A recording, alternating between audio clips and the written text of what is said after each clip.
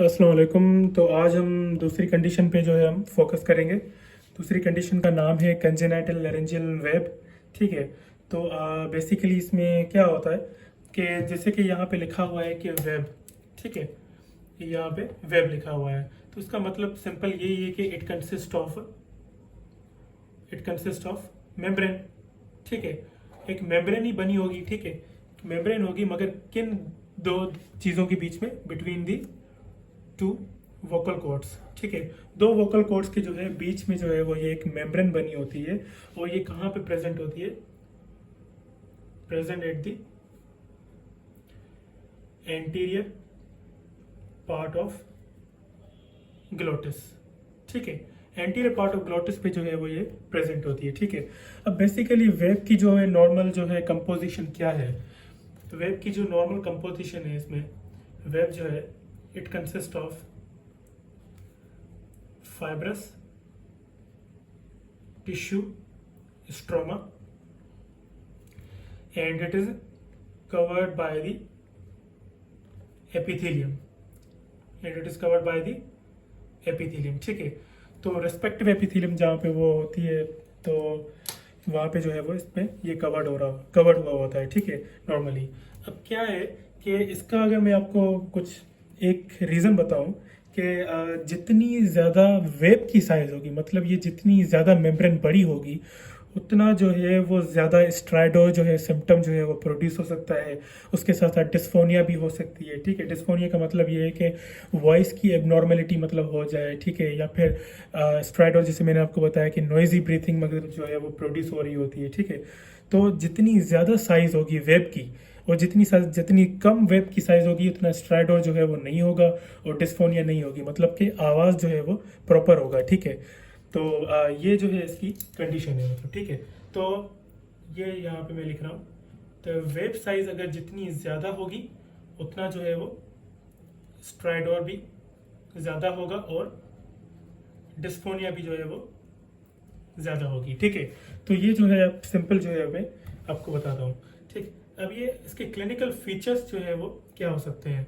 Clinical feature जो है इसके बेसिकली एक दो है। हॉर्सनेस है, मतलब कि रफनेस ऑफ वॉइस जो है वो रफ हो सकता है। ठीक है, रफ मतलब कि जो है वो डिस्फोनिया, मैंने आपको वजह से बताया कि वॉइस की एबनॉर्मेलिटी अगर हो जाए तो फिर तो ठीक है, ये तो एक कंडीशन है, हॉर्सनेस। उसके बाद जो है इंस्पायरेटरी जो है वो इंस्पायरेटरी स्ट्राइडोर जो है वो हो सकता है। इंस्पायरेटरी स्ट्राइडोर जो है वो हो सकता है, मगर ये किस में हो सकता है? सीवियर केसेस में होता है। ठीक है, अगर वेब की साइज ज़्यादा बड़ी होगी तो फिर जो है वो सीवियर केसेस में इंस्पायरेटरी स्ट्राइडोर जो है वो हो सकता है। ठीक है, और ये हमेशा एसोसिएटेड होता है किसके साथ? रेस्पिरेटरी डिस्ट्रेस के साथ, मतलब कि जैसे कह सकते हैं डिस्निया के साथ कह सकते हैं आप। ठीक है, तो हम जो है वो वेब को जो है हम कैसे देख सकते हैं, कैसे रूल आउट कर सकते हैं कि ये वेब है? डायरेक्ट लेरेंजोस्कोपी हम करते हैं तो हमें जो है वो वेब को जो है हम देख सकते हैं। ठीक है, it will show the web.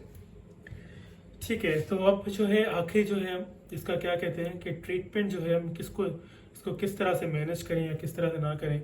तो बेसिकली इसकी कोई भी जो है वो ट्रीटमेंट नहीं है। ठीक है, कोई भी ट्रीटमेंट नहीं है। अगर सिंपल ये है कि हम सर्जिकली इसको करेक्ट कर सकते हैं, विदाउट जो है वो कोई किसी ड्रग से या किसी और चीज़ से हम जो इसको करेक्ट नहीं कर सकते। ठीक है, तो हम जो है अगर वेब जो है, अब इनमें दो चीज़ें हैं। वेब जो है अगर थिन है तो हम उसे क्या करेंगे? एक्सरसाइज करेंगे एंडोस्कोपिकली। ठीक है, endoscopically with the micro scissors या किसके साथ? और विद द CO2 लेजर।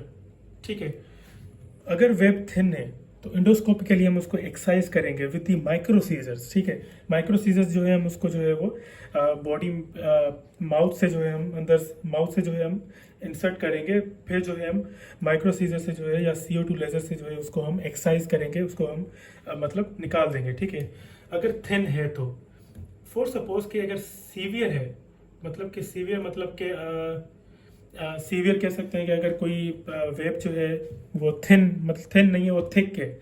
ठीक है, तो क्या हो सकता है कि वेब जो है वो उसकी एक्सेशन हम करते हैं थ्रू दी